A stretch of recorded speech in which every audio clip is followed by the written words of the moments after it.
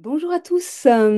Alors, une vidéo un peu tardive pour cette nouvelle lune et les prédictions du mois de juin, car en effet, Jana, avec laquelle j'ai l'habitude de faire ces nouvelles lunes, ne pouvait absolument pas pour ce mois-ci. Donc, il a fallu que je trouve un intervenant en dernière minute parce que je tenais vraiment à faire cette vidéo. Et donc, j'ai la joie d'accueillir Patrick Amselem. Bonsoir Patrick. Bonsoir Marie, bonsoir à toutes et à tous. Voilà. Donc, Grand bah, plaisir d'être là. bon, Oui. tel que vous pouvez le voir, ce soir, nouveau décor, nouveau look, nouvel intervenant. Donc, juste une petite précision, c'est bien moi, Marie. Et bah, pour ceux qui ont écouté les vidéos précédentes, vous savez que je suis actuellement en chimiothérapie.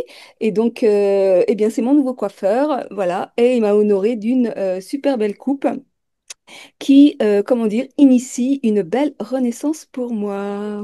Donc, Patrick, ce soir, on va innover encore plus parce que, étant donné que j'ai fait une vidéo il n'y a pas très longtemps sur les nakshatras, tu proposais d'aborder cette nouvelle lunaison en lien avec les nakshatras. Donc, je vais te laisser la parole pour démarrer. Eh bien, tout d'abord, oui, j'ai souhaité parler des nakshatras en relation avec la position de la Lune, puisque les nakshatras sont les 27 demeures lunaires dans l'Inde, donc chez les anciens, dans ce qu'on appelle le Jyotish, qui est de l'astrologie des anciens, qui veut dire lumière, hein. Donc l'astrologie, c'est la lumière qui est là pour nous éclairer. Et donc, je trouve intéressant de regarder cette nouvelle lune, hein, cette fois-ci en taureau, voilà, avec la position de la lune. Et dans quel nakshatra elle se positionne aussi. C'est-à-dire qu'on va regarder la position de la lune en taureau avec le nakshatra. Et donc, on va aborder différentes choses, puisque cette nouvelle lune elle a déjà commencé, hein, elle a commencé exactement le 27 mai 2025. Voilà, exactement à 5h02 à peu près. Mhm. Et peut-être on peut montrer la carte de la nouvelle lune, si Bah c'est oui, possible. oui, oui, tout à fait. Vas-y, je te laisse partager ton écran. Donc cette nouvelle lune du 27 mai 2025 à 5h02 met vraiment l'accent sur, bien sûr, la position de la lune dans la constellation du Taureau, puisque nous sommes en astrologie sidérale. Ouais. Et pour différencier les constellations des signes, on pourrait dire Taureau, ce qui pourrait confondre avec le signe, mais en réalité, on peut aussi employer les noms latins, c'est-à-dire que pour dire que la Lune est dans la constellation du Taureau, ben, on dit qu'elle est en Taurus, parce que voilà, à l'époque, on utilisait voilà, le nom latin. Et donc, on va voir qu'il y a tout un agrégat très intéressant. On a la Lune, mais on a aussi le Soleil, Mercure et Uranus. Et tout de suite, j'ai fait un peu le rapport avec tout ce qui va nous intéresser, c'est-à-dire le rapport avec le corps, bien sûr, puisque le taureau, c'est le corps, c'est notre corps, c'est la façon dont on vit dans ce corps, c'est l'ancrage. Et bien sûr, comme on l'apprend dans l'astrologie des anciens, l'astrologie babylonienne, bien sûr, la lune, c'est aussi le corps. Donc on a cette lune en taureau, ce soleil aussi, Mercure, qui vont nous parler de la façon, en tout cas dans ce mois, d'être dans notre corps, comment on peut incarner ou ne pas incarner. Et donc, c'est très important et ça va nous parler aussi de tout ce qui va être très, très concret au niveau de la matière, au niveau du matériel, comment on est dans notre ancrage matériel avec l'argent aussi. Mais ce qui est très intéressant, c'est que j'ai noté quelques événements qui m'ont interpellé en rapport avec euh, ce taureau qui est aussi la terre, qui est aussi l'agriculture. Donc on a deux, trois événements intéressants au niveau au niveau planétaire et au niveau de la France, puisque en fait, le 26 mai, il y a eu en France toute une manifestation avec les agriculteurs qui Eh sont oui, montés à l'Assemblée nationale, tout à fait. comme tu le sais. Mm. Et donc, ce qui est très intéressant, c'est qu'au 27 mai, donc le jour d'après, il y a eu des rencontres, etc., avec les ministres, etc. Et le président de la FNSEA a décidé d'arrêter la manifestation. C'est-à-dire que le 27 pile, au moment où nous avons cette révolution lunaire, tout d'un coup, tout se stoppe. Et j'ai dit, tiens, c'est vraiment très, très intéressant parce que le taureau, en lui-même, c'est la terre, donc les agriculteurs, mais c'est aussi un signe fixe et on voit que là, cette lune en taureau, la lune peut indiquer les mouvements, peut indiquer les mouvements de foule, peut Oui, indiquer l'agitation. oui. Et ce qui est très intéressant, c'est que là, elle est vraiment stable euh, et avec d'autres planètes. Et en plus, nous avons, comme vous pouvez le voir à l'écran, et ceux qui connaissent un peu, c'est ce trigone entre la Lune et aussi Pluton. C'est-à-dire Pluton symbolise la transformation sociétale, la mort de certaines valeurs très, très enquistées, très, je dirais, étatiques. Et là, on a quelque chose tout d'un coup qui est stable. Donc, j'ai trouvé intéressant de rapprocher, voilà, ce germe, ce que la Et nouvelle... d'autant plus que Pluton étant Capricorne, Capricorne Oui, sidéral hein, toujours, et que le Capricorne, c'est aussi, comment dire, c'est la structure, c'est la matière, enfin c'est aussi un signe de terre, quoi, je veux dire. Donc, tu parles de stabilité, là on est vraiment dans quelque chose. oui, on est dans on est dans un trigone avec un double signe de terre. Et en fait, effectivement, ce Pluton qui amène la mort, hein, c'est aussi l'idée de mort euh, par rapport au changement sociétal, et la Lune qui représente le mouvement. Il y a quelque chose qui est stable. Et donc, j'ai trouvé intéressant que par rapport à l'énergie un petit peu bouillonnante, euh, électrique de la révolution lunaire passée, hein, c'était le bélier, on est quelque chose tout d'un coup qui se calme. Le taureau est aussi la valeur du calme. Premier événement qui m'a marqué. Alors, il y a un deuxième événement qui était aussi intéressant. C'est que le 27 mai, euh, au niveau mondial, il y a eu la réunion de l'Organisation mondiale de la santé. En tout cas, Mm, c'était la clôture sur tout un colloque mondial par rapport justement voilà, aux vaccins, aux traitements. Et il était même inscrit par rapport à l'insécurité. Ça parlait de l'insécurité mm, dans le rapport des pandémies. Et justement, ben, ça tombe justement là précisément, ouais, où il y a encore la lune en taureau, donc le corps.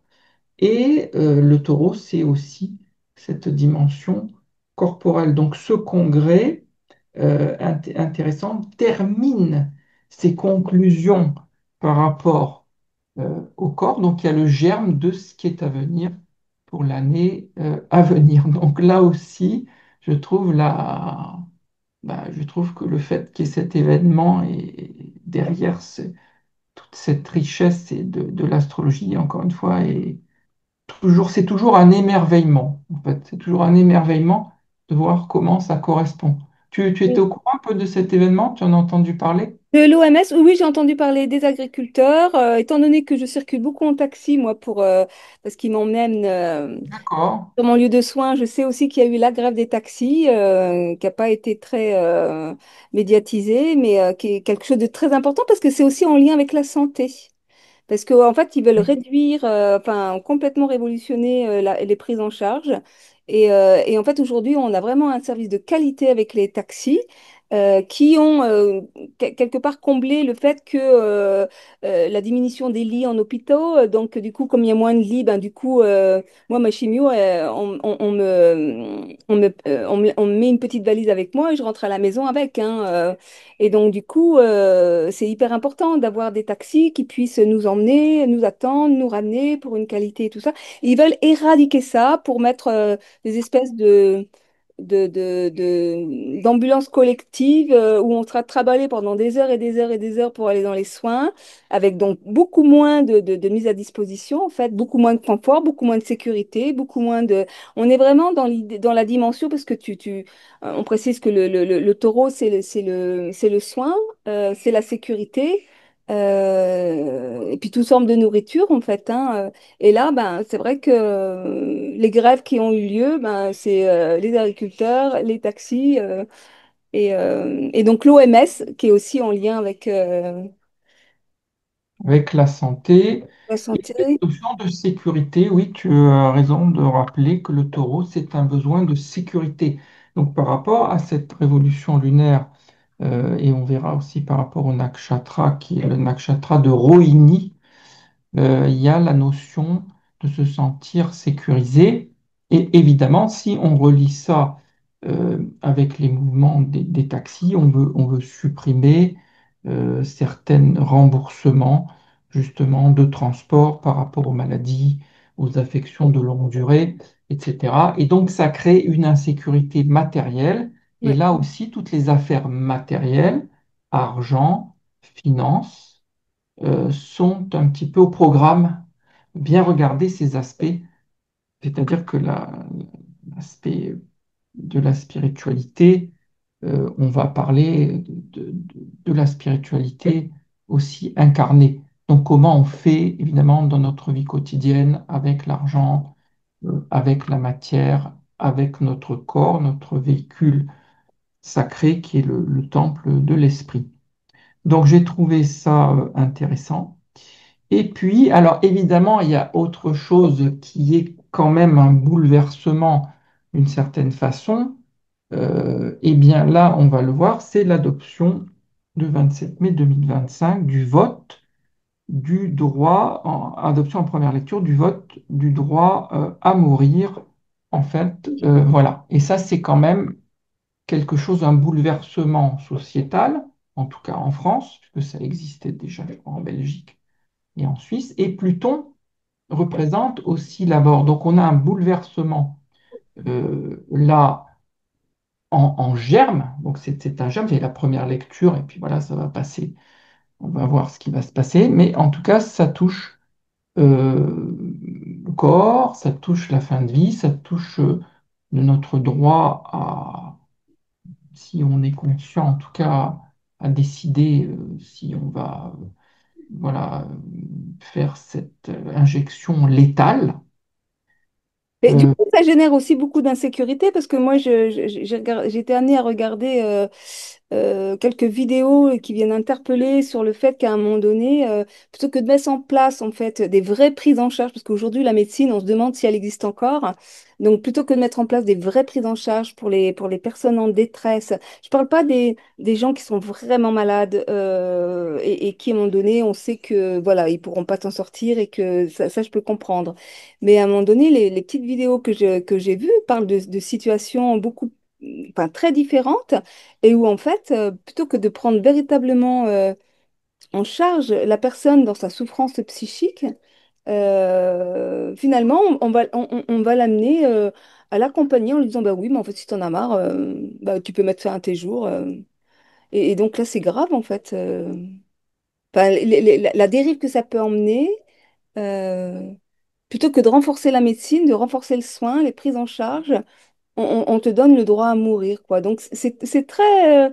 voilà, il peut y avoir du positif, mais waouh, il y a quand même un sacré challenge derrière. Enfin, il y a un truc... oui, oui, bien sûr, sur le fond, il y aurait beaucoup de choses à dire, évidemment, de la manière dont ça se fait. C'est aussi peut-être une façon d'éliminer des personnes, comme on l'a vu pendant le Covid aussi. Mais sur la forme, c'est vraiment intéressant de voir les aspects qui sont présents. Et puis en France, on était un peu quand même un peu en retard sur ce sujet. Euh, donc voilà, des événements qui arrivent là. Et donc la nouvelle lune, c'est le début, c'est-à-dire ça nous amène à nous questionner sur justement, en tout cas ce mois, si cela nous est donné, si on a envie aussi, hein, le fameux adage astrologique, les astres inclinent mais ne déterminent pas. Donc, est-ce que ça va être à nous de se pencher sur comment on peut s'occuper de son corps? Ça invite aussi à ralentir, puisque le taureau donne une certaine lenteur. Prendre le temps, euh, prendre le temps et le soin d'être avec soi. Si on a besoin de faire un massage euh, aux huiles essentielles ou autres. C'est aussi vraiment considérer son corps comme une terre aussi. Voilà, parce que le taureau, il parle aussi de fertilité. Est-ce que je vais être fertile avec moi-même? Est-ce que je vais être bon avec moi-même? Est-ce que je vais me donner du bon? Donc, ces positions planétaires nous parlent en tout cas euh, de nous poser un petit peu, puisqu'on remarque également qu'il y a toujours le carré Saturne-Jupiter. Voilà, et ce carré, je crois qu'il va se terminer en juin, le dernier carré, et qu'en fait, qui bloque un peu, on peut se sentir un peu bloqué dans notre expansion jupitérienne. Mais en tout cas, il nous incite à nous poser, et on verra dans le nakshatra, et aussi à ralentir pour nous sentir en harmonie. Alors, je vais peut-être dire quelques mots sur le nakshatra, hein, qui est la demeure lunaire, Ouais. hein, parce que peut-être les auditeurs et auditrices, les internautes ne connaissent peut-être pas les nakshatras, quoique tu aies fait plusieurs vidéos, il me J'en semble. ai fait au moins une assez longue parce que j'ai déjà abordé à plusieurs reprises l'astrologie védique et Oui, donc j'ai été amenée à l'aborder, mais là j'ai vraiment fait une vidéo d'introduction avec Jordan Marion. Donc je vous invite vraiment à vous référer pour en savoir un petit peu plus, bien que c'est un sujet extrêmement complexe et qu'on peut approfondir. Indéfiniment, hein, parce que il y a vraiment matière, il y a de la nourriture, je dirais. alors, il y a beaucoup de nourriture, parce que dans le nakshatra, il y a énormément de choses. Donc, on va le voir, donc, le nakshatra de Rohini se situe entre 10 10e degré, euh, non, à 23-20, de 10 à 23-20 du taureau. Donc nous sommes dedans, que ce soit Soleil et la Lune également. Et donc c'est un nakshatra, ce qui est très important, euh, c'est de dire que c'est la demeure lunaire favorite de la Lune. C'est-à-dire que parmi les 27 nakshatras, c'est la position la meilleure. C'est comme si on avait euh, un lieu où il y avait toutes les femmes et puis on avait la favorite. Donc c'est la D'accord. position favorite. Donc c'est très important. C'est un mouvement très important qu'elle soit dans cette demeure parce qu'elle va signifier plusieurs choses. Tu peux Euh, répéter le nom de la demeure? oui, alors c'est le nakshatra qui s'appelle Rohini, Rohini. Rohini. D'accord. Voilà. Euh, voilà. Et donc là, on a plusieurs choses. Pourquoi c'est la demeure favorite? Parce que c'est la demeure qui est gouverné par ce qu'on appelle le Brahma, qui est le créateur de l'univers. Donc on va dire notre Père qui est aux cieux, c'est sa demeure. Voilà, et sur la terre. Et donc c'est la demeure du Père et c'est la demeure de la Lune, donc de la mer aussi. Donc D'accord. on a les deux. C'est assez extraordinaire. Donc Mhm. c'est pour ça que c'est un nakshatra, contrairement à ce qu'on pourrait penser de prime abord, extrêmement spirituel. Parce que dans ce nakshatra, on a le corps, on a tout ce qui est la beauté, tout ce qui est artistique, mais on a comme symbole un symbole qui est aussi un temple dans lequel on peut prier. Donc il y a le premier symbole, c'est un char tiré par un bœuf, je crois. Donc la terre, l'agriculture, le concret.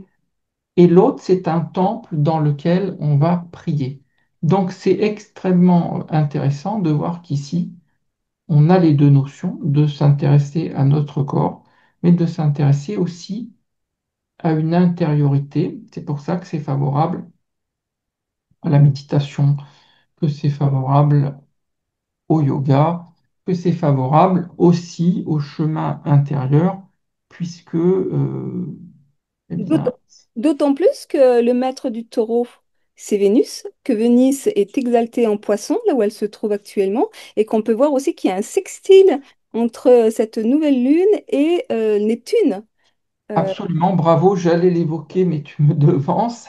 Mais effectivement, bravo, parce qu'en fait, oui, cette Vénus est en exaltation, donc très positif pour le plan de l'ouverture du cœur, de l'ouverture spirituelle, du don, et que, évidemment, il y a le sextile avec la Lune, et il faut savoir que des grands maîtres, en tout cas, ont eu leur position dans ce nakshatra, comme Ramakrishna. Donc Ramakrishna, c'est un grand, grand maître, un grand éveillé, qu'on appelait d'ailleurs le fou de Dieu. C'était appelé le fou de Dieu parce qu'il était fou, voilà, il était fou amoureux. Ouais. Et j'ai eu la chance, quand j'étais il y a quelques années en Inde, de à côté de Calcutta, il y a il y a son mausolée où il est là, et alors là, il y a une ferveur, ils deviennent tous pendant des heures. Enfin, c'est quelque chose d'incroyable. Voilà. Donc il y a cette espèce voilà, de reliance au Créateur, au Maître de l'univers. euh, à la femme et à la mère aussi. Et donc cette spiritualité, donc spiritualité et corporéité. C'est-à-dire qu'on pourrait dire que ce moine, voilà, prendre soin de son corps, mais aussi la beauté, parce que dans ce nakshatra, on a des personnes qui peuvent incarner, en tout cas qui a incarné la beauté, la sensualité, qui est très, très, très, très, très, très connue. Devinette, pour Marie, une femme, un mythe. Alors, c'est pas Brigitte Bardot, mais c'est l'autre. L'autre. Alors, il y a aussi une autre personne, c'est intéressant, qui a aussi son soleil dans ce nakshatra. Et d'ailleurs, les deux, ils étaient ensemble. Donc, ça fait un couple quand même. Bon, vas-y, alors, c'est qui? Donc, il s'agit de JFK, John Fitzgerald Kennedy, et de Marilyn Monroe. Ah! Voilà. Et donc, c'est intéressant de voir que, en tout cas, les deux, ils ont leur soleil là. Donc, exaltation de la sensualité, voilà. Donc, c'est intéressant. Donc, il y a beaucoup aussi de chanteurs, par exemple, comme Fred Astaire aussi, Ouais, qui incarne la danse, tu vois, la danse, le mouvement du corps. Donc, c'est toujours très intéressant. Euh, et puis il y a aussi Salvador Dali qui est un autre génie de la création. Donc on a le fou de Dieu, puis on a le fou des chocolats Lanvin, c'est-à-dire Dali. Donc voilà, donc de la création, de la beauté, mais surtout euh, une envie d'être bien dans son corps. Donc c'est un petit peu Moi, ça me parle bien, hein. Oui, mais je pense que oui. Qu'est-ce que tu peux nous dire? Et ça me parle d'autant plus que avec ce que je vis, mais c'est vrai que quand j'ai perdu mes cheveux et puis que voilà, maintenant je me retrouve chauve, je me suis dit, et ça me parle bien ce que tu dis au niveau artistique, parce que je me suis dit, mais je vais tirer parti de cette perte de cheveux pour me faire un nouveau look, peut-être pour me maquiller, pour faire un visage un peu plus artistique, décoré, j'en sais rien, je sais pas, mais je me disais que j'avais envie d'aller dans quelque chose qui mette vraiment en valeur, quelque chose de beau, quoi, en fait. C'est ça, c'est la beauté, c'est être bien dans son corps. Ça peut être le maquillage, Et justement pour se sentir beau aussi avec cette lune, pour se sentir beau de l'intérieur, c'est-à-dire aussi pour refléter aussi cette beauté-là voilà, Mais en plus, on est vraiment aussi à une période où la nature devient belle. C'est-à-dire que, voilà, c'est le printemps, les fleurs, enfin, il y a vraiment tout qui est sorti de terre. Il y a vraiment une beauté, une luxuriance au niveau de la terre, de la nature, quoi, en fait, hein, c'est ça, donc c'est l'idée de qu'est-ce qui émerge, qu'est-ce qui va émerger de notre beauté intérieure, notre beauté spirituelle, puisque nous avons également, comme je vois là aussi bien sûr, Neptune et Saturne qui sont ensemble donc dans les poissons. Saturne nous aide aussi à structurer peut-être une pratique spirituelle. Donc tout ça, voilà, on est dans quelque chose d'harmonieux. Alors c'est vrai que, Alors, attends, moi j'ai envie de rajouter un truc parce que alors pour moi là ça me saute tant au pis, niveau du nez de la figure. tant Euh, prie. c'est l'éloge de la lenteur. L'éloge de la lenteur, c'est-à-dire s'occuper du corps, de la beauté, enfin ça passe forcément par reposer les fondamentaux et, comment dire, suivre le rythme le tempo de la vie, quoi. On est dans une société de l'urgence. Je veux dire, moi, c'est un thème qui me tient vraiment beaucoup à cœur parce que, en fait, on vit contre nature en zappant complètement le temps. C'est-à-dire que on ne veut plus de temps. On fait exploser les limites de temps. On ne respecte plus les cycles de la vie et les cycles de notre propre biologie. Et quand on parle de corps, on parle forcément de biologie. Et on parle de cycle de vie et prendre le temps de s'auto-régénérer, de nourrir tous nos corps, parce qu'il n'y a pas que le corps physique. Je veux dire, il y a tous les corps qui sont entrelacés les uns avec les autres et qui font les êtres complexes que nous sommes. Et en fait, dans ce trigone entre cette nouvelle lune et Pluton en Capricorne, qui vient aussi parler à un moment donné de lenteur, hein, bah, moi, je voyais quand même quelque chose dans cette pleine lune, dans cette nouvelle lune, pardon, qui vient demander à honorer le temps, à honorer la lenteur. Je sais pas ce que tu en Oui, penses. oui, c'est pour ça que j'ai parlé d'ancrage, Ouais, du fait de se poser. De toute façon, le taureau, il est naturellement lent, il se pose, il met du temps à accorder sa confiance aussi, et d'autant plus que si on regarde bien, l'énergie de Mars, elle reste pour l'instant, en cancer, donc dans un signe d'eau, un petit peu affaibli. Alors elle peut exprimer des réactions émotionnelles. Ça peut exprimer aussi peut-être un peu de fatigue aussi, parce que c'est pas une révolution euh, très, très dynamique en fait. Donc Mars en cancer, on peut être fatigué, on peut avoir quelques petites tensions relationnelles. Donc ça nous invite à être lent, puisque si je reviens par exemple sur la manifestation, les grandes manifestations, ils sont tous montés le 26, le 27, stop, on décide de repartir. Donc on voit que il est bon d'être à l'arrêt, et c'est pour ça que cette nouvelle lune nous incite voilà, à nous poser, et peut-être à poser des intentions aussi, ouais, des intentions liées à l'ancrage. Qu'est-ce que j'ai ouais, besoin de faire? Qu'est-ce que je pourrais de faire? Mon ancrage, est-ce que je vais un peu plus méditer? Est-ce que je vais, puisque Saturne structure une pratique spirituelle. ouais, Donc tout ça nous amène à aller vers ce qu'on appelle la matérialisation de la spiritualité.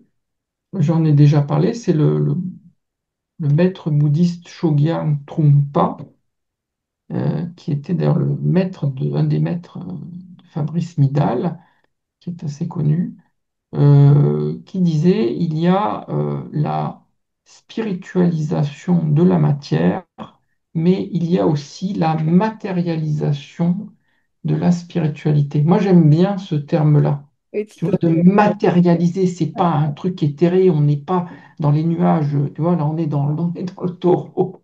Ouais. Je trouve Non, mais ça. c'est très intéressant parce qu'effectivement, tel que tu viens de le dire, quelque part, il y a des temps pour agir, hein, et puis il y a des temps pour ne pas agir, justement prendre le temps de se laisser inspirer, de méditer, d'aller dans l'introspection, enfin, laisser finalement l'intelligence de la vie œuvrer et nous inspirer les actions justes. Et c'est vrai qu'avec ce Mars qui fait quand même un trigone, pas un trigone, un sextile avec cette nouvelle lune qui est en cancer et qui donc est quand même un petit peu flop-flop ce Mars, hein. Il n'est pas dans sa puissance d'agir. Bah, il n'est pas du tout dans sa puissance puisqu'il est en fait en chute. Oui, Voilà. carrément. Et donc, étant en chute, il est ralenti. C'est comme si on donnait un coup d'épée dans l'eau, hein, c'est le cas de le dire. Un coup d'épée, de l'épée de Mars, Mars qui représente l'épée dans l'eau. Oui, le pensée. Donc, on va donner un coup émotionnel. On peut Ouais, être un peu agacé, ouais, énervé, mais pour lancer un projet, pour dynamiser, eh bien, justement, ce Mars en Cancer se relie plus à une énergie d'introspection. ouais, Là, on a vraiment l'introspection ouais, ouais, ouais. avec le taureau. Donc, par exemple, ça va être comme ça, influe. Après, ça va dépendre des personnes. Si les personnes ont des liens avec le taureau ou la Vierge ou le Capricorne. Mais si les gens sont très, très, très rapides et veulent que les choses se passent vite, ça risque de les agacer, justement.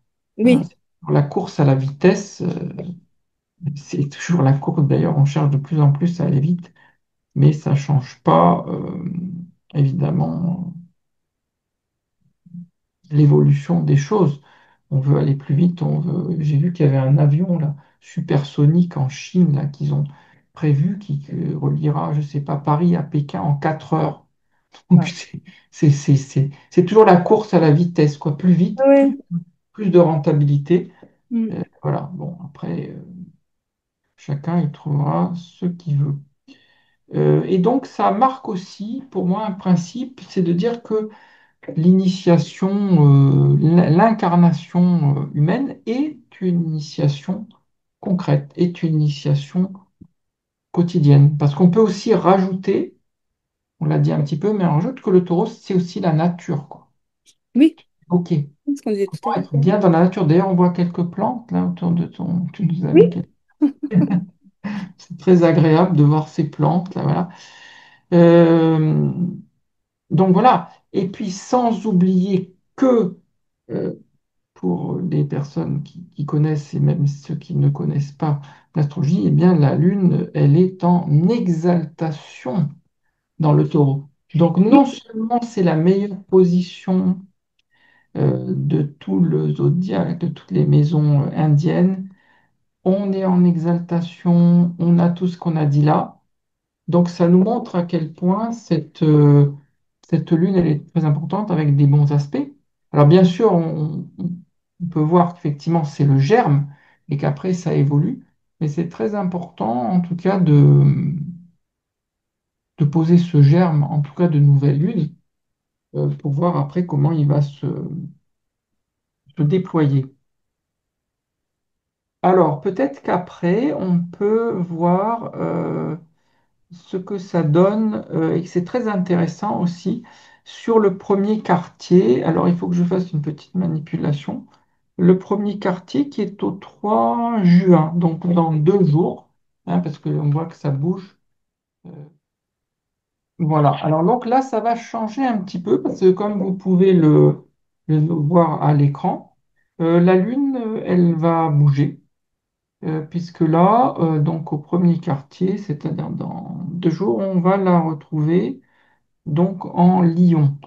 Et donc peut-être là, il pourrait y avoir en tout cas un réveil un petit peu de l'énergie, en tout cas, et on va avoir cette tendance qu'on voit également entre la partie toujours assez posée, et tranquille du Soleil et d'ailleurs de Mercure, donc la partie taureau, et puis la Lune qui a envie de bouger, qui a envie en Lion de s'affirmer. Donc on remarquera une tension, un carré.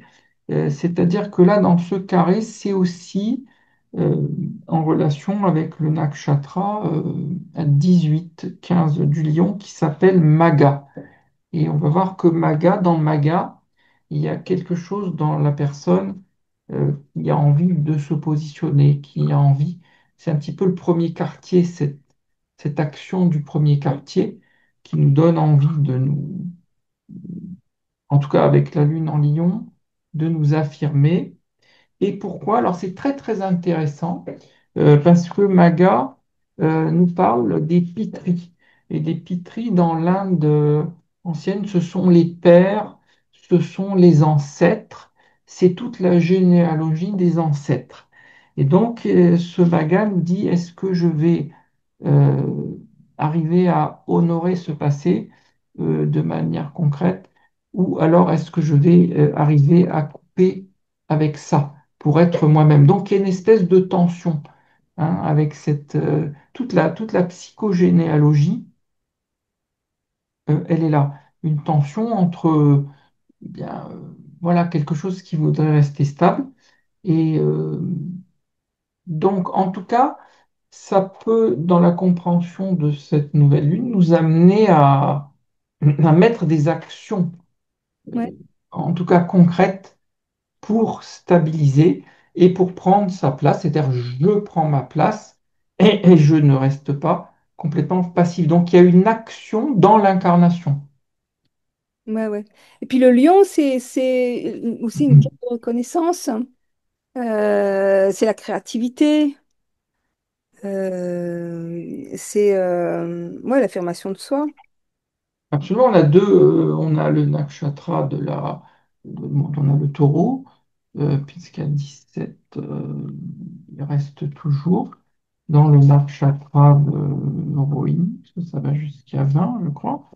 Et l'autre aussi. Donc, comment je manifeste cette créativité? Comment? Alors, ça, voilà, il y a quelque chose qui perce là et qui est tout à fait intéressant. Alors, on n'a pas toujours, on voit bien que le maître de la Lune, là, c'est le Soleil et que le Soleil est toujours en taureau. Donc, on garde cette stabilité, mais avec une envie aussi un petit peu de rayonner. Donc ça peut être un rayonnement, pourquoi pas en faisant de la poterie, par exemple, ou en utilisant ses mains, parce que Mercure aussi est là.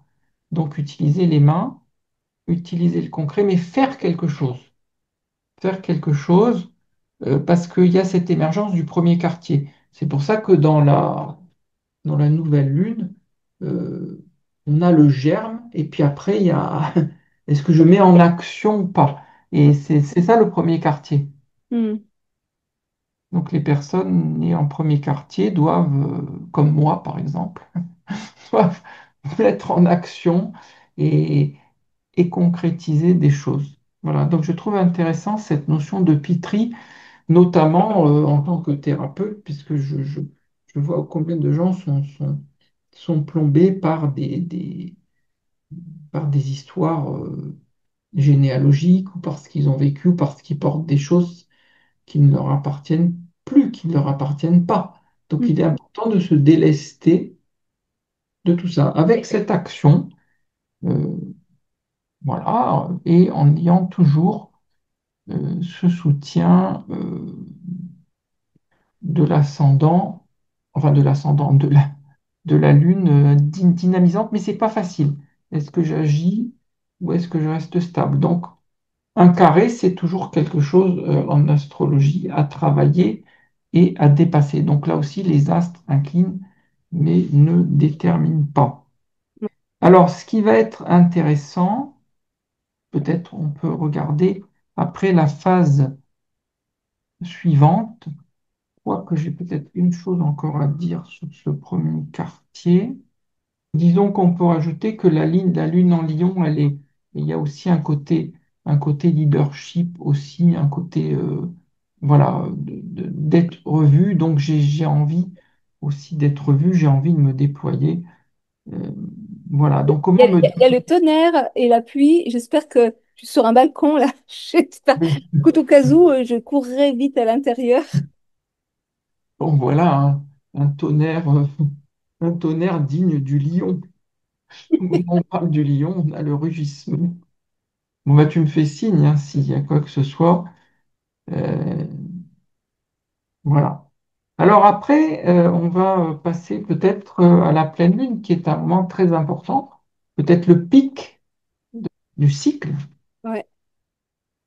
Donc, on poursuit le cycle de la lune et on va se retrouver au moment donc de cette euh, pleine lune. Et là, on voit que quelque chose peut être, on va dire en quelque sorte, Tu peux partager l'écran?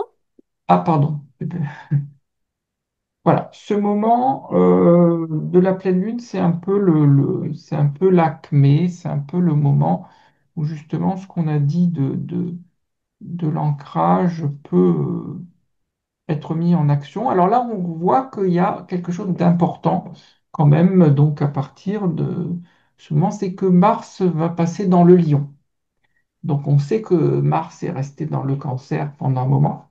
Et là, on a vraiment quelque chose d'intéressant Donc, au niveau de... bon, alors on a eu une petite coupure là, donc on reprend la vidéo et Patrick, on en était à la pleine lune, hein, et donc au fait que Mars allait rentrer en Lion. Voilà, en tout cas, il sera intéressant de regarder que Mars est le maître euh, de la position lunaire, parce que comme vous le voyez, la Lune euh, a basculé dans le Scorpion, hein, donc dans le nakshatra Yeshta. Et donc, effectivement, ça donne quelque chose d'un petit peu plus tonique pour la concrétisation, c'est-à-dire que Mars en Lion donne de l'action, de la détermination. Et donc, de plus en plus, on voit qu'au fur et à mesure, on a une affirmation euh, qui se, qui se produit là, euh, avec l'opposition quand même Soleil Taureau et Lune en Scorpion. Donc d'un côté, le Soleil, ben, il va vouloir avoir toutes ses fonctions de stabilité, de calme, de concrétisation. Et là, c'est une lune qui travaille. Donc on voit qu'il y a un travail, qu'elle n'est pas placée de façon très évidente, elle est en Scorpion. Bon, elle a un bon trigone à Mars.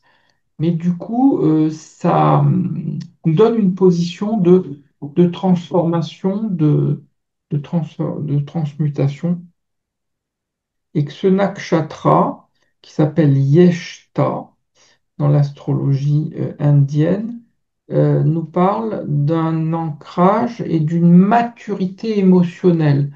Donc on voit au départ, ben, il y a ce germe du corps, qu'est-ce qu'on fait avec son corps, comment on l'utilise. Ensuite, on a ce temps de croissance où justement on travaille sur la généalogie et où on prend sa place par rapport à son histoire. C'est le nakshatra des Pitris. Et là, à ce moment-là, on est dans une phase justement Yeshta qui est une position assez réactive. On parle de combat intérieur, de combat intérieur. La lune en Scorpion, c'est aussi parfois des angoisses, mais en tout cas, il y a quelque chose qui émerge, qui est plus piquant, qui prend sa place. Donc, on peut parler aussi de défense. Alors, Défense. ça m'interpelle, figure-toi, parce que 26, la lune à 26 degrés du Scorpion, c'est ma lune de naissance. Donc du coup, je vais avoir Ah, cette pleine lune en plein avec une conjonction de la lune sur ma lune de naissance. voilà. Et ça, c'est très intéressant parce que ça te donne, là, donc, il faudra que tu sois très attentif, effectivement, à ce 11 juin, parce qu'il est possible qu'il y ait effectivement cet influx de Mars, cette transformation vraiment profonde avec la Lune en Scorpion. Donc on a une transformation, quelque chose qui se passe. Il y a tout ce que tu traverses évidemment, qui est qui est une forme de mort, quelque part, entre guillemets, de mort-renaissance pour renaître, Ouais. bien sûr. Et donc, cette puissance de Mars, je pense que peut-être que tu vas retrouver peut-être un regain d'énergie ou quelque chose qui va t'aider à... Oh, ça serait super. Oui, c'est ça. Ou une espèce de force aussi qui est présente parce que le scorpion, il est fort, le lion est aussi fort, et tout ça, on a aussi un trigone, on a aussi avec Chiron, hein, qui est en bélier, Chiron qui est aussi l'enseignant. Donc je pense que ça veut dire que ce que tu es, le petit signe de Chiron, là, qui est à côté de Vénus, qui est là, la possibilité que parce que tu es en train de traverser, eh bien, tu puisses transmettre un message, tu puisses peut-être enseigner des choses aux gens, ne Mm, serait-ce que par ton exemple extrêmement courageux, incroyable. Ouais, il y a une force, tu vois, qui est émergente. Et donc, en pleine lune, pour pouvoir justement traverser. Alors, Yeshtas sont les combats intérieurs, c'est-à-dire on est en combat. Qu'est-ce qui se passe à l'intérieur? Et c'est aussi la nécessité de se protéger aussi, parce qu'il y a aussi ici la notion dans Yeshta de la défense. Donc, ça peut nous parler de la défense, de voir quel périmètre, quelles sont les personnes avec qui tu es bien, quelles sont les personnes avec qui tu es moins bien, faire ton périmètre. Et mm, puis au niveau mondial, ça peut aussi constituer des protections. Voilà, c'est aussi, ça parle aussi dans ce nakshatra très très intéressant. C'est se protéger aussi de la famille ou mm. d'une certaine partie de la famille, tu vois. Donc, dire quelque chose, comment je suis avec ma famille. Ouais. Bon, sans entrer dans les En détails, tous mais les cas, le 11 juin, c'est le jour où je rentre chez moi. Et là, ça faisait 3 semaines que j'avais quitté mon domicile qui n'était pas très approprié à mon état. Donc, on m'avait prêté une chambre dans une maison avec jardin, c'était super. Là, je suis chez ma fille et là, je vais être hospitalisée là, toute la semaine prochaine. Et le 11 juin, c'est là où je rentre enfin chez moi au bout d'un mois et demi à peu près. Euh, intéressant, ouais. intéressant pour que tu puisses te poser avec cette partie du taureau. Puis la pleine lune, c'est aussi voir les choses en face. Donc, c'est tout à fait propice à émerger et à mettre des nouvelles limites. En fait, on pourrait dire que ce nakshatra de Yeshta, ça nous parle du guerrier pacifique ou de Ah, la guerrière pacifique. Tu vois, on emploie ce terme. Comme le livre de Dan Millman, évidemment très connu, Le guerrier oui, pacifique. oui, tout à fait, j'avais adoré, moi, ce livre. Voilà, voilà. Et donc, si tu veux, il y a une puissance, mais c'est quelque chose qui est, voilà, qui est mis au service. Mm.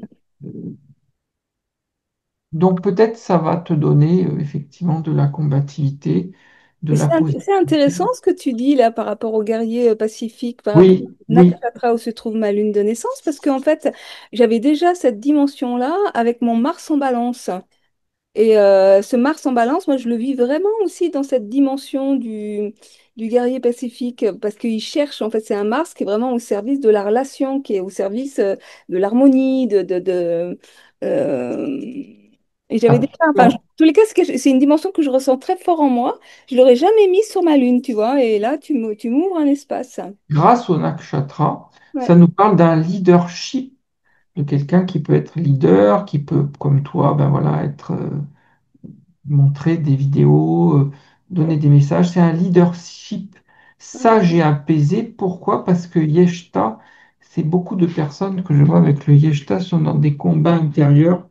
Et souvent, la représentation, c'est ces deux cerfs qui se combattent, une tension, un combat avec soi-même ouais. pour trouver, si tu veux, cette paix intérieure qui donnerait à ce moment-là la complémentarité du soleil qui regarde la lune, c'est-à-dire d'un côté le soleil taureau ben, bien posé, bien ancré, et puis la lune en scorpion avec sa puissance de transformation intuitive et les deux, à ce moment-là, se complètent.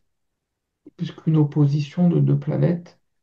Euh, Alors, dans l'astrologie babylonienne et dans l'astrologie indienne, c'est une opposition, ça devient une complémentarité. Ça devient une complémentarité. euh, parce qu'une pleine lune, c'est aussi un moment de clarté, de prise de conscience.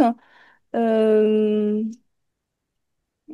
Oui, c'est le moment où la Lune est la plus éclairée.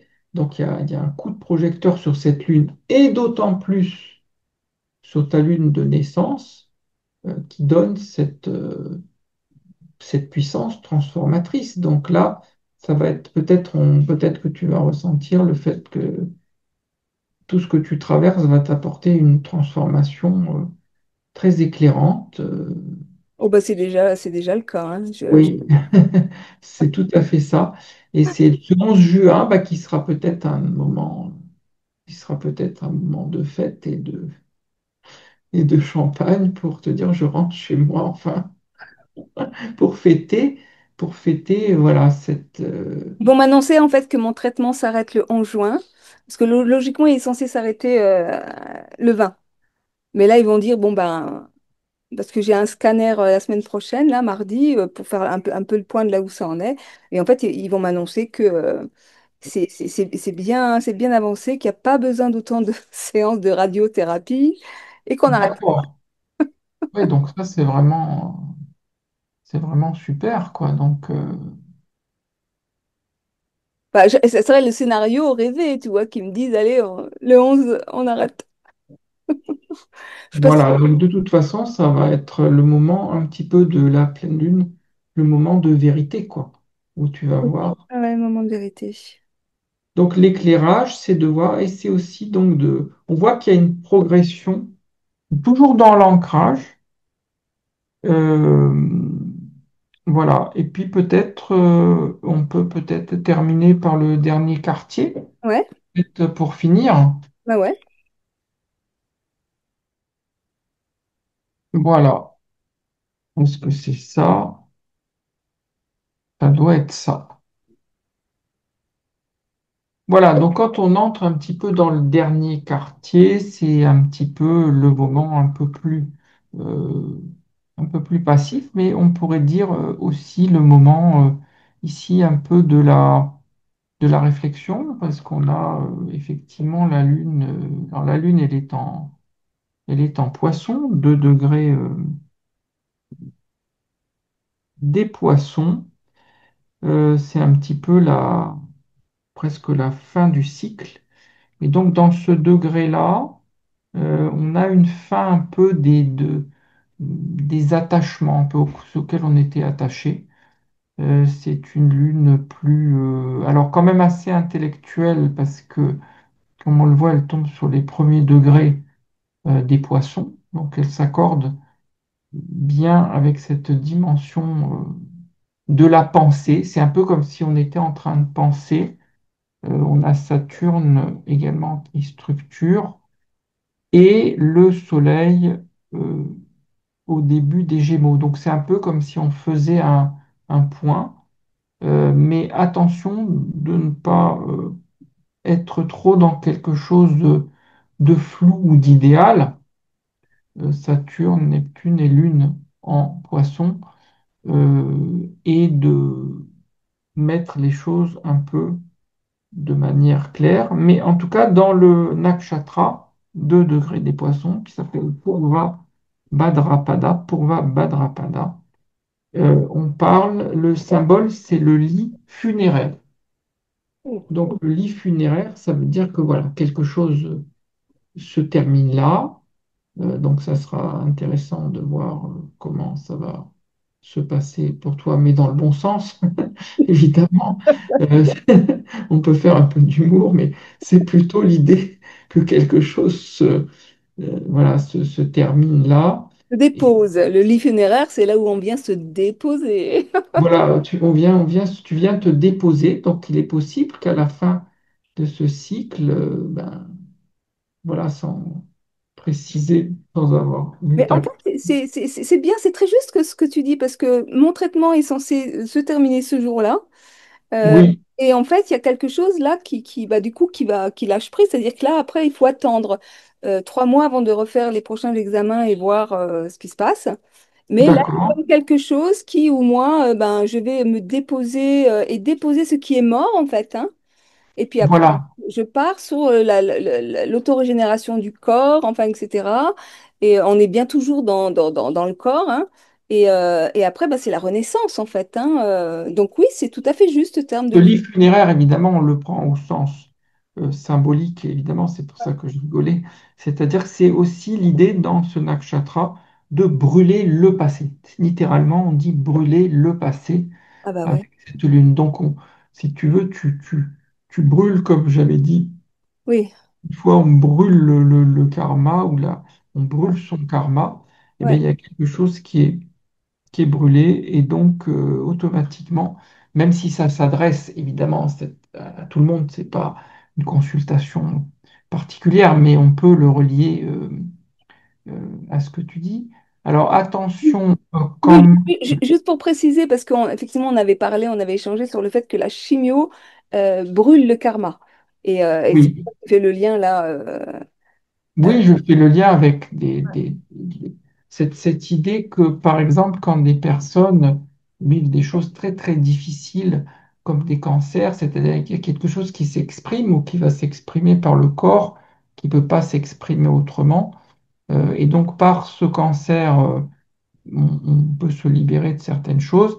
Et l'idée qu'on va brûler aussi ces cellules, c'est qu'on brûle tout voilà, on brûler le passé, on passe par ce feu qui détruit aussi les bonnes cellules, parce que on brûle aussi un certain nombre de cellules, ce qui t'occasionne, voilà, cette perte de cheveux, mais qui par ailleurs, je trouve, te va très bien et te rajeunit. Et je trouve ça vraiment, voilà, on peut aussi voir Oui, il y en a beaucoup qui m'ont dit que que sans mes cheveux blancs, je faisais beaucoup plus jeune. quelque chose de lisse et quelque chose, voilà, on fait table rase, hein, Oui, les faire table rase, c'est tabula rasa. ouais. Et donc, tout ça. Alors, notons quand même un petit peu de faire attention avec le Mars ici, qui est en Lion. Donc, attention peut-être aux réactions et peut-être aux conflits. Puisqu'il y a ici un quinconce qui est un aspect mineur, mais qui compte entre Saturne et Mars. Et donc, ça peut amener des tensions, ça peut amener des... euh, mais voilà, là, on est dans quelque chose, ou dans une plaine, on va vers cette libération. Donc, ce qui veut dire que tout ça, c'est vraiment un processus, et que ben, je crois que c'est vraiment intéressant de mettre à profit la réflexion. Mais je trouve ça très intéressant finalement quand on regarde effectivement à partir de la nouvelle lune, cette nouvelle lune en taureau, où tu nous parles à un moment donné d'entrer dans une pratique spirituelle, de matérialiser la spiritualité, enfin, etc. Et on termine tout le cycle avec donc le dernier quartier en poisson. Donc avec la lune conjointe à Neptune dans le poisson qui parle quand même de guérison spirituelle. À un moment donné, c'est comme s'il y avait effectivement toute une période d'introspection qui va amener à un moment donné à poser une action qui amène à une forme d'ouverture, de guérison spirituelle, non?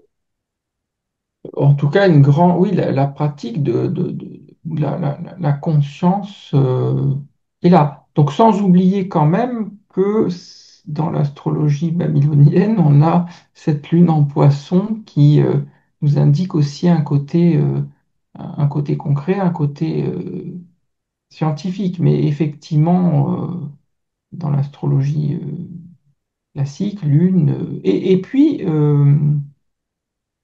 lune, Saturne qui entre dans le poisson, je rappelle, amène la structuration, amène la dissolution de certaines limites et de Neptune. Donc tout ça, on nous amène vers une lune, voilà, c'est cette lune qui part en tout cas du thème de ce mois, qui est l'ancrage, qui est le corps, qui est la pratique aussi, parce qu'une pratique journalière est quelque chose qui peut être important, qui permet de se poser.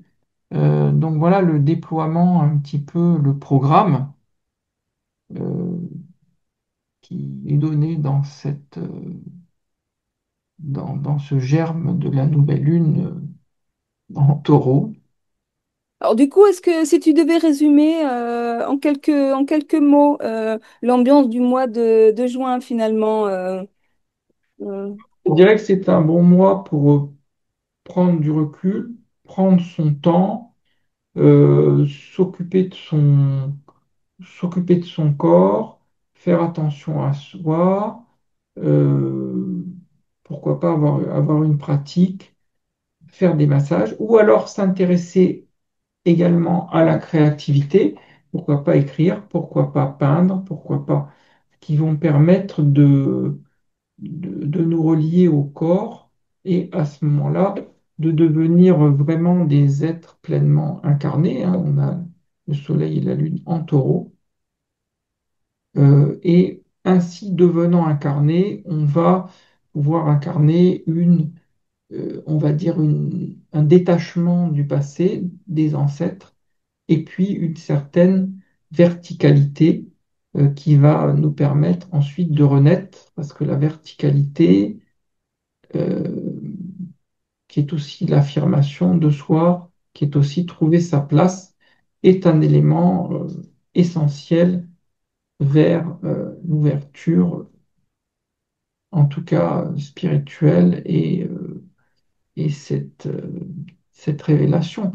D'ailleurs, on a vu qu'il y avait dans ce nakshatra Ramakrishna, qui est un grand éveillé. C'est aussi la demeure de Krishna, des avatars, j'en ai pas parlé, mais Krishna, Brahma, Krishna et Vishnu. Voilà. Donc tout ça, en fait, c'est très très fort spirituellement. C'est très très fort spirituellement. Donc à partir de là, voilà, à chacun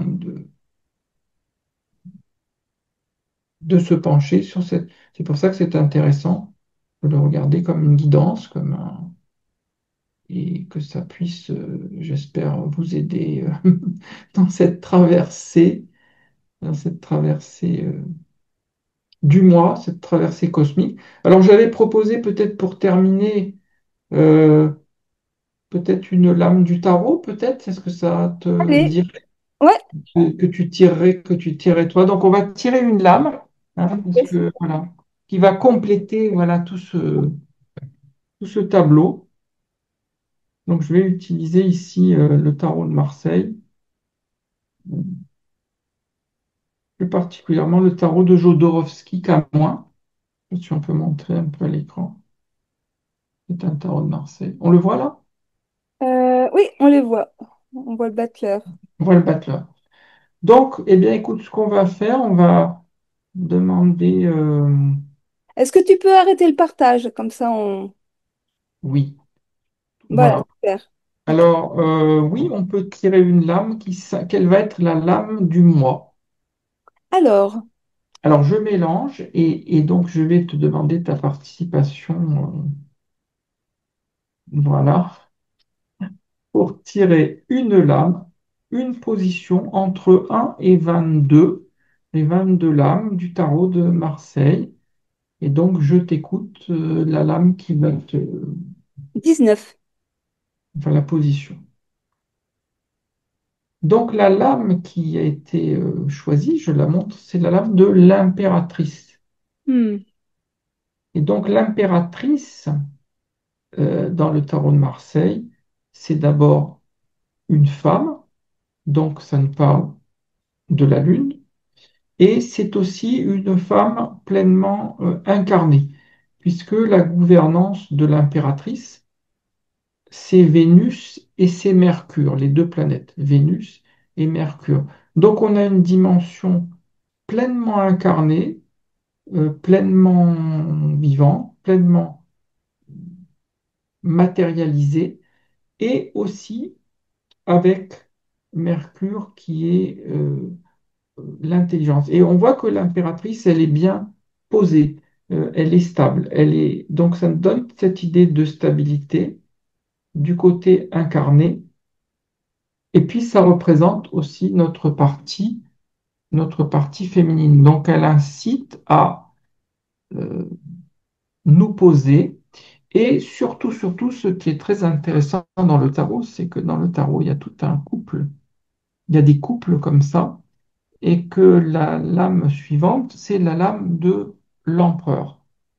Et que si on regarde la connexion dans le chemin du tarot, Ouais. c'est que, je ne sais pas si on le voit bien, c'est que l'impératrice, elle regarde l'empereur. Donc l'impératrice regarde vers l'empereur qui est la concrétisation, qui est la matière, qui est la matérialisation. Donc ça nous demande eh bien, de regarder de ce côté-là et pas seulement comment on ancre, comment on va s'ancrer, puisque ça représente, ces deux-là Ça représentent rejoint un peu tout ce qu'on avait développé quand on avait fait la... Alors, tu n'étais pas présent à cette vidéo, on en avait eu une, nous, que tous les deux, mais quand on avait fait les grandes prévisions de l'année avec Jana, Valérie et Patrice bourriches. Maurice, merci. Voilà. Et qu'on parlait de cette fameuse conjonction Neptune-Saturne qui vient nous parler dans son aspect le plus positif d'incarner le Christ en fait, hein, enfin, c'est cet amour universel, toutes les valeurs de cœur, enfin, vraiment, il y a cette idée quand même dans l'année. Et du coup, peut-être que ce mois de juin vient nous amener plus précisément à ça, vraiment à incarner dans la matière Les, nos valeurs de cœur et les valeurs spirituelles en fait. les deux sont représentatifs du couple, on les appelle le couple temporel, c'est-à-dire c'est le couple qui est là présent. Mhm. Donc l'impératrice est incarnée dans l'esprit et elle pense, mais l'empereur y concrétise. Baptise, ouais. Donc c'est très important on revient sur cette idée de concrétiser et donc de passer à l'action concrètement pour votre pratique spirituelle et pour le bien-être aussi du corps. Super. Bon, ben, super, merci. Encore un moment passionnant. Alors, j'ai pas pris le temps de te présenter parce qu'en fait, on a déjà fait plusieurs vidéos ensemble. Donc, j'invite, si vous découvrez Patrick pour la première fois ce soir, ben, il y a au moins 3 ou 4 vidéos, je crois, qu'on a déjà fait. Et donc, où tu présentes un peu ton approche, ton parcours, etc. Voilà, ben écoute, je te remercie beaucoup pour ton invitation. Et Oui, c'était un peu du dernier moment, mais bon, on est arrivé à trouver un moment. Et je te remercie vraiment. Et puis, ben, au plaisir de te recevoir, hein. On s'est déjà donné rendez-vous pour une date prochaine sur un sujet qui n'est pas encore défini, mais au plaisir de voilà, te retrouver.